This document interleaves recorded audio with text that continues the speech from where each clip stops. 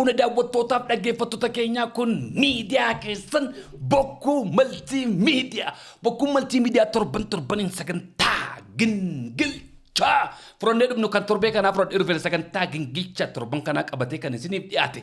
Qaxalee keessan Habtaamuu Lamuuti.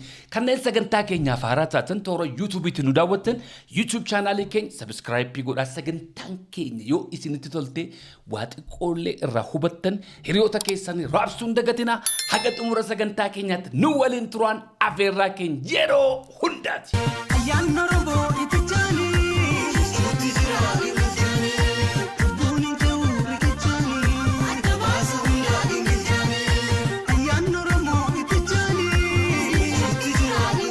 Daawwattootaaf dhaggeeffattoota keenyaa sagantaa gingilchaa torban kanaaf fudhadhee dhufeera. Torbee kana gaa laman isinitti deebi'ee dheengadda afaan Amaariffaa koo isa akka waraabessaa okkolu sanaan waasiitti dubbadheen ture.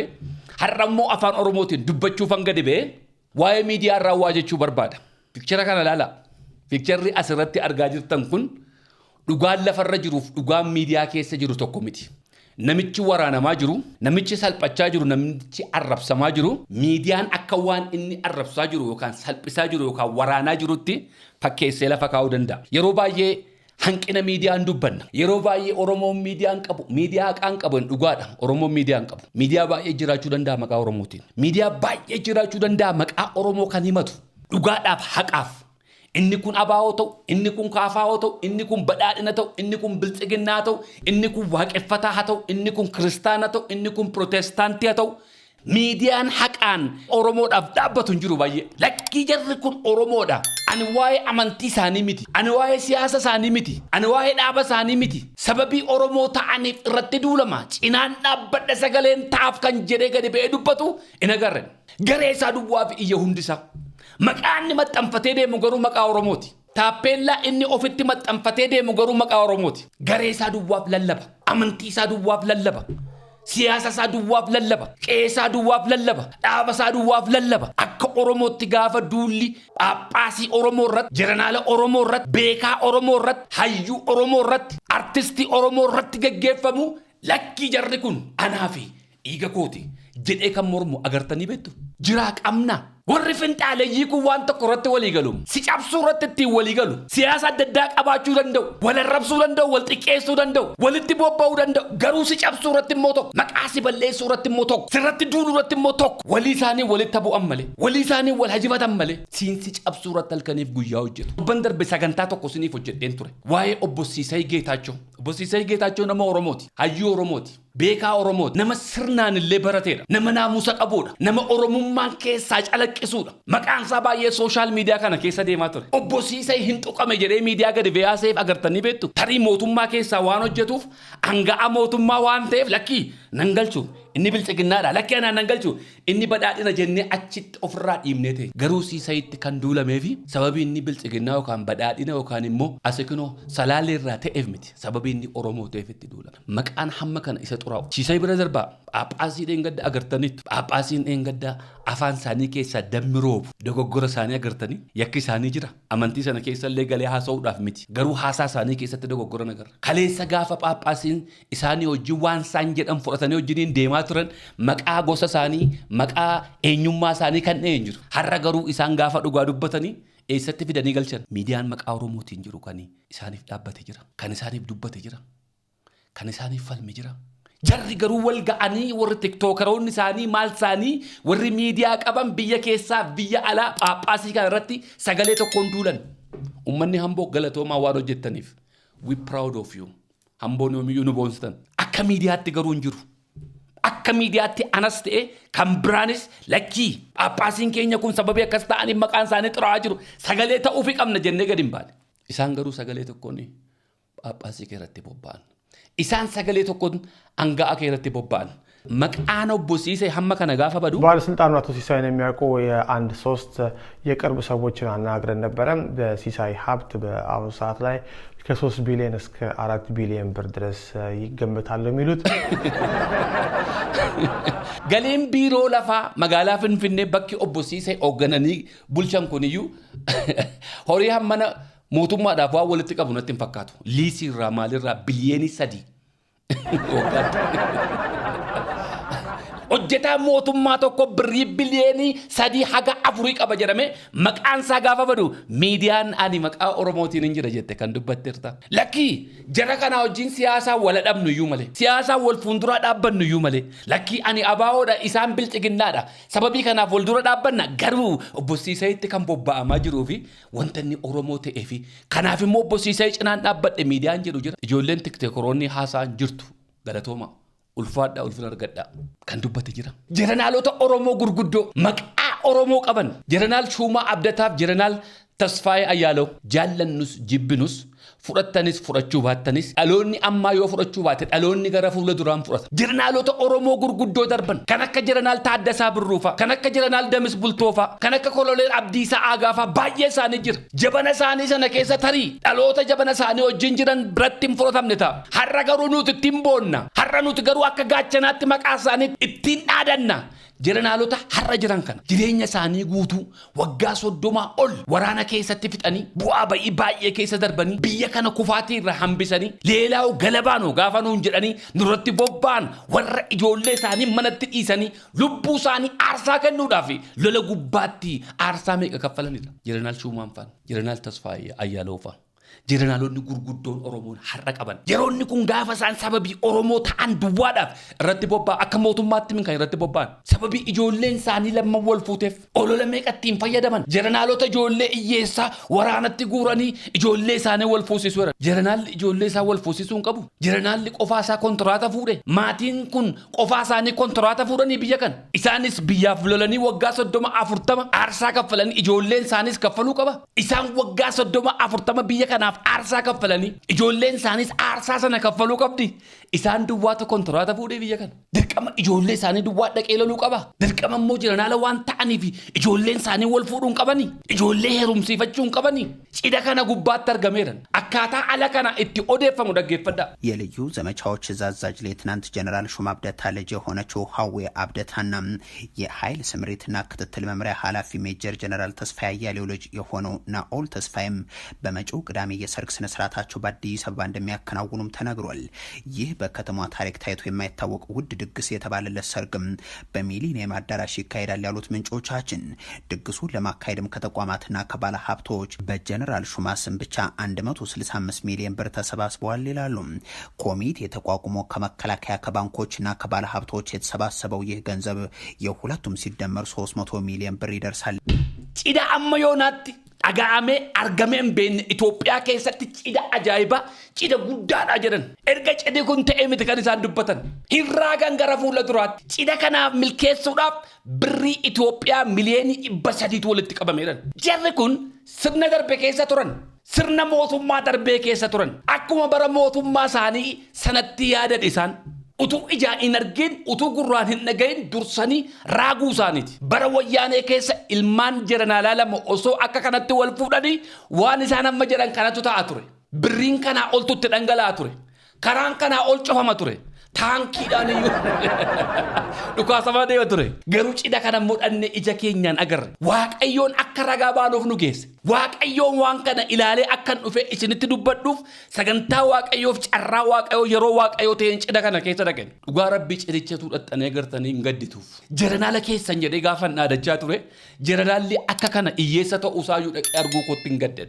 Millennium Addarashiitti geggeeffame inni jedhan Millennium Addarashii keessatti hin geggeeffamne. They can afford it. Kireeffachuu humna isaa waan itti hin qabneef mindaan isaanii achiin isaan ga'uu waan hin dandeenyeef akka bara wayyaanee sana keessa dhaqanii lafa namarraa fuudhanii gurguranii waan barbaadan namarraa godhanii dubartii namaa nama jalaa fuudhanii abbootii qabeenyaa warra saame biyya geggeessaa jiru miti san warra haqaaf ummata isaaniitiif dhaabbachaa jiranidha. Cidoota baay'ee irratti dhaqee hirmaadheeran. Biyya keessaas biyya alaattis. Ergan gara biyya kanaatti dhufe cidha 3 cidha 4 dhaqeera. Cidha kana garuu cidha aangaa'otaallee hin fakkaatu. Cidha jeranaalotaallee hin fakkaatu. Cidha warra matoo alaqaa bara wayyaanee keessaallee hin fakkaatu. Waan isin gaddisiisu galma addaraasha guddaa sana kireeffachuu affordii gochuu dadhabanii mooraa Millennium Addarashii keessatti dunkaanni hidhame mushurraatti bokkaan roobaa ture. Cidha kamiin dhaxxanii dhugaatiin ammayyaa xarabbeezaa tokko irraa uskii tokko yookaan immoo waan biraa tokkoon dhabdan turtan. Cidha kana dhannee ija keenyaan ilaalle cidha farsoo daadhii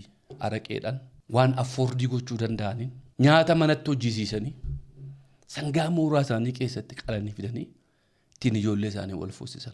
Kilaaksii tokko karaa gubbaatti afuufaan deemne ijoolleen kun. Karaan cufne ijoolleen kun.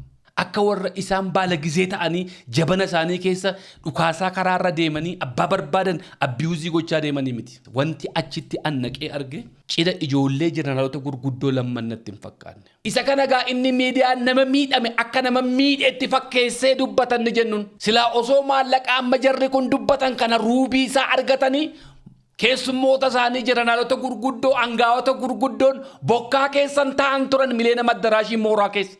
Dunkaana keessan ta'an turan hoteela kireeffatanii hoteela keessatti keessummoota isaanii ijoollee isaanii wal fuusisuu keessummoota isaanii keessummeeffachuu hin danda'an waan ta'eef mooraa mileena maddaraashii keessatti dunkaana dhaabanii achi keessatti ijoollee isaanii wal fuusisan. Skylightiin fuulduruma sana ture. But they can afford it. Galma sana akkuma isaatti yoo kireeffatan iyyuu nyaata achi keessaa bituu qabu malee nyaata iddoo biraatii fiduu hin danda'an. Kunis maallaqa biraadha. Sharaateen hoteliin akka kana. Garmi gurguddaan akka kana aarsaasaan biyya kanaaf kaffalaniif waan kana oliitu malaaf ture. Lola meeqa keessa abidda meeqa keessa darbee namni kun har'a ilmaansaa ijoolleesaa wal fuusisuudhaaf carraa argateef kanallee hin gammadaniif. Hamma kana namaaf hin gammadan. Waaqayyoon baga kanaan sike. Lola meeqa keessa dabartee loltuu gadi irraa kaastee sadarkaa jeneraalummaa 3 star geessee har'a ijoolleen kee wal fuute. Baga kanaan sige isa biraa guyyaa biraatti deebinan jenne. Haga maqaa akaakayyuu isaaniitti waamanii ololan isaan irratti oofaniif because of what? Because they are Oromos. Guyyaa gaafa sagantaa guyyaa sadaffaa booddee waltajjii irratti haasa'an dhageera. Imimmaan qabachuu dadhabne hundi keenya. Yeroo ijoolleen isaanii lamman kun dhalatte dirree waraanaa jiru isaan. Haatiin miidhattee ijoollee kana gaafa deessu abbaan biran turre. Waraanarra turan. Lola Eertiraa fi Itoophiyaa keessa turan. Dirqamarra turan ijoolleen isaaniillee gaafa seen dhalattu dhaabbatanii ijaan arguu carraan argan. ሚያዝያ 25 በሚሊኒየም አዳራሽ በኩል መኪና ስታሽከረክሩ ወይም ስትንቀሳቀሱ መንገድ ቢዘጋባችሁ አሊያም ጥበቃው ቢጠናከርባችሁ በዚህ ትልቅ ሰርግ የተነሳ ነው ተብሏል። የጀነራሎቹ ልጆች dursanii si ragaa jirum akka kana godhu kwaasantu gaafa cidha qoratan karaa cufu gaafa waa godhan abiyuuzii nama godhu akkuma isaaniitti fakkaate jeneraaloti gurguddoon kun ilmaan fuusifatu waan ta'eef naannoo mileema addaraashii bira guyyaa akkasii gaafa dabartan yoo karaan isinitti cufame oduu ta'uu qaba ture amma cidhi ijoollee jeneraalota lammanii kun maaliif oduu ta'uun iyyuu isa barbaachise wanti addaa maaltu ta'e marfiin dhukee taankiin dhugee helikooftariin dhufee magaalaarra fiigee nama jeeqee kilaaksiidhaan nama abiyuuzii godhanii karaa namatti cufanii silaa utuu kun jiraatee itti daddabalanii dhibba godhanii silaa gallakkisu turan waan gallakkifatan hin qaban dursanii turaagan maaliif kun walii keenyaan akka wal shakkinu walii keenyaan akka walitti buunu Oromoon lakkii warri kun maqaa kootiin bakka sana ta'anii akkas na gochaa jiru jettee akkati warra kanatti gungumtuuf miidiyaan kana gadi ba'ee irraa dubbate jira miidiyaan maqaa Oromootiin jiru miidiyaan kana morme jira miidiyaan haqa kana dubbate jira lakkii wanti kun dhugaa miti erga cidhi kun darbee kinoo torban tokko ta'eera kijiba nutti himtan jedhee kanaasee jira. ይህ በእንዲህ እንዳለ የመከላከያ የውጭ ግንኙነት ኃላፊ የሆኑት ጀነራል ተሾመ ገመቹም በቅርቡ የተሞሸሩ መሆናቸውን ያስታወሱት ምንጮች ለባለቤታቸው ቤተሰቦች ለጥሎች 30 ሚሊዮን ብር ገቢ ሰጥተዋል። ጀነራል ተሾመ ገመቹ አማ ገመቹ ፍረጋውት ነው ባቦም አማ ኦሮሞ ፍረጋኒ ኦል ዴቢው ከንሳኒ ሞዩ ገደቦ ሶዶመት ገቡሰኒፍ ጭዲ ማሉ ማፊ ኦዱቴ ጭዲ ጀነራል ተከኛ ማሊፍ ኦዱቴ hafuudhan hafuusifatan maaliif oduute cidhi aadaa Oromoo keessa jira cidha meeqatu biyya kana keessatti gaggeeffamaa jira cidha gurguddaa meeqatu ta'aa jira cidha warra asii ba'anii Dubaayitti Meeksikootti biyya adda addaa Zaanzibaaritti birrii baay'ee irratti dhangalaasanii wal fuudhaa jiranoo niwusiin taane kan jeneraalota keenyaa kun maaf oduute waay fuudhuu hin danda'ani wal fuusisuu hin danda'ani aadaa keenya miti walittis buusuudhaaf Oromoo walittis dha'uudhaaf Oromoo akkati beekaa keeratti kaatuuf Oromoo xilooshii birrii miliyoonii 30 kennaneera maddi horii kanaa eessa akkamittiin kenname maaliif cheekii nu maxxansan erga kana arganii horiin kun xilooshii gaafa kennamu yookaan cheekiitu kennama keeshaa konkolaataa horaaliitti fe'anii yookaan taankiitti fe'anii dhaqanii laannee fi maallaqa kana maaliif nutti mul'isan namoonni immoo horii miliyoonii 300 kun maqaa jeneraal Shumaa Abdataatiin miliyoonii 165 kun walitti qabame liistii maanuu laanne maaf nu maxxansan cheekii isa barreeffame gaa namni yeroo ammaa kana birrii 50,000 ol baankii keessaa baasuu hin dandeessu. Birrii nama maqaan dhaamaa jiru kun birrii gurguddaadha. Birriin gurguddaa kun immoo cheekiidhaan kennama. Cheekii kana maaf tokkitti isaanuu maxxansine hin jiru. Akkuma sila isiniin jedhee piikchara asirratti agartan kun nama waraanamutu akka nama waraanaa jirutti fakkeeffame haasa'amaa jira. Miidiyoonni keenya maqaa Oromootiin jirtan adaraa Waaqayyoon isin gaafadha. Siyaasi keenya waan biraadha. Siyaasaa wal lollu, wal fuuldura hadhaabbannu, waliin acoqqollu. Gaafa garuu beekaa kee, hayyuu kee, isa biyya geggeessu jeneraalatti kee, artistii kee, paappaasii kee, sheekii keetti bu'anii sagalee tokkoon ka'iitii dhaabbadhuuf Oromoo. Sagalee tokkoon kaatii fuuldura dhaabbadha. Aktivistoota keenya Jawaar yeroo baay'ee waa'ee jeneraalota kanan dubbata. Jeneraalonni keenya akkas biyya kana maaloo godhanii Dr. Abiyyiin immoo akka godheera. Maaf kanarraan dubbanne. Maaf gaafa maqaan isaanii badu immoo callisanii ilaala. Carraa miidiyaan qaban isaan loltummaa beeku isaan waa'ee miidiyaan beekan nuti ati inni waa'ee miidiyaa beektu ani inni waa'ee miidiyaa beeku maaf callifnee ilaalla. Waaqa biratti hin jaallatamaa kun. Isaan waan isaan mootummaa keessa jiran yookaan mootummaa deeggaraniif jedhamee miti. Niwusii isaan qopheeffatan kun waa'ee biltsiginnaa yookaan badhaadhinaa mangist maal jedhanii miti. Because they are Oromos. Akka Oromootti waliif duullee akka Oromootti wal cinaa. Ani Sumaalota wajjin yeroo dheeraa ture. Kanaaf ani yeroo baay'ee gaafa sabni amantaan Musliimaa gaafa tuqamu nan tuqama. Amantaan Protestaantii gaafa tuqamu akka waan an tuqameetti hin tuqama. Paappaasiin keenya gaafa tuqamu akka waan an tuqamaa jiruttan gadi ba'ee irraa dubbadha. Jawaariif kanaaf hin gadi ba'ee irraa iyyaa ture. Yeroo inni asii biyyarraa ba'ee biyya alaa deemaa ture kana paappaasiin jinniin maaloo utuu gadi hin hafin sagalee tokkoon gadi ba'anii fuuldura dhaabbachaa ture. Ani mormaafii ture. Aniif inni waan irratti waliin galle qabna. Garuu akka Oromootti gaafa inni tuqamu sagaleen ta'aaf obboleessa kooti. Jaallee marroofis sagalee ta'an ture. Har'as mootummaa kana keessa warra hojjetan jeneraalota keenya, hayyoota keenya, warra biyya geggeessan, pirezidaantii mootummaa naannoo Oromiyaa, kantiibaa magaalaa Finfinnee hunda isaanii jeneraalota keenya gaafa sababii isaa Oromoo ta'an tuqamuuf dirqama kooti kan cinaa dhaabbachuun na arrabsita waan barbaadde na godhe. An waa'ee siyaasaa miti. An waa'ee amantii miti. An waan ati naan jettu miti. Ani waan an ofiin jedhuun qaba. Akka Oromootti gaafa namni Oromoo tuqamu keessa koonna tuqama. Waa'ee cidha kanaarraa maan dubbanne.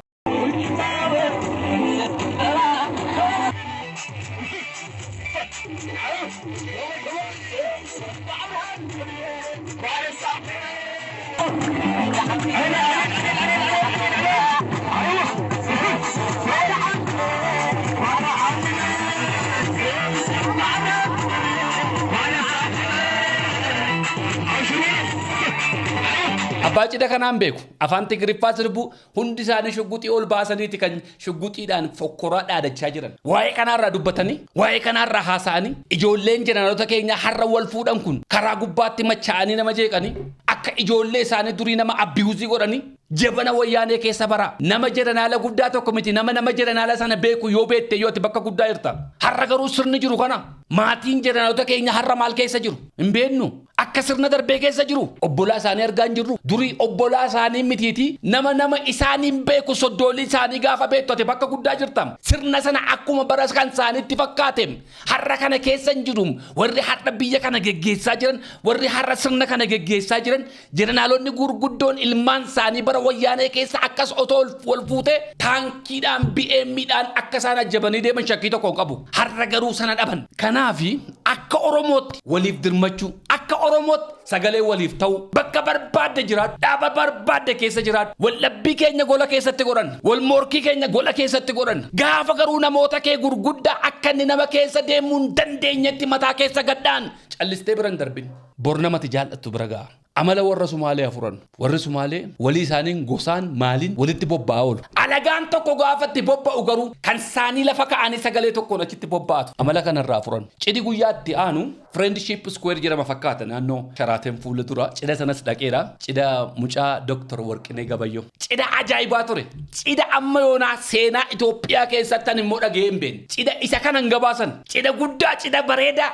Angaawonni gurguddaan warrumti dur pirezidaantii Itoophiyaa turan warri duraanii lamman irratti argamaniiru. Pirezidaantiin Keeniyaa duraanii irratti argameera. Jibuutii irratti argamaniiru. Somaaliyaa irraa biyya keessa angaawonni gurguddaan pirezidaantiin mootummaa naannoo Oromiyaa obbo Abbaa Cabsaan, Komishinarri Poolisii Federaalaa Jeneraal Dammallaash Faan namooti gurguddaan cidha irratti argaman fakkeenya guddaa akka East Afrikaatti cidhateera. biyyoota baay'eedhaan nama gurguddaa irratti argame. Bareedinni isaa naamuunni isaa waan hundumaan egaa guutee jira. Waa'ee kanaaf faarsadiin dubbatan. Cidha fakkeenya guddaa ta'e kanarraan dubbanne jarri. Cidha isaa irratti hirmaadheera. Cidha isaa irratti hirmaachuu kootti I'm so happy Dr. Warqinee baga Waaqayyoon kanaan isin ga'e. Kaapteen Amaanuel Warqinee baga Waaqayyoon ittiin isin ga'e. Bultiin keessan bultii eebbifamaa haa ta'u. I'm so happy. I'm so proud. Waan an jedhu waan tokko hin qabu. Ijoolleen keenya miidiyaa irra jirtan. Forget about the politics. Politikaan hin darba bar. Darbe, yaadigiyyuu darbe. Kabraa dhufe. Inni kunis darbee kabraa dhufa. Dhiiga sanaan, eenyummaa sanaan waliif dhaabbannu. Baratuu gingilchaa. Baratuu gingilchaa. Baratuu gingilchaa. Daawwattootaaf dhaggeeffattoota keenyaa sagantaa gingilchaa. Guyyaa irraa furannee dhufne asuma irratti goolabnee jirraa torban sagantaa biraan amma walitti deebinutti nagaa Waaqayyoon nuuf jiraadha.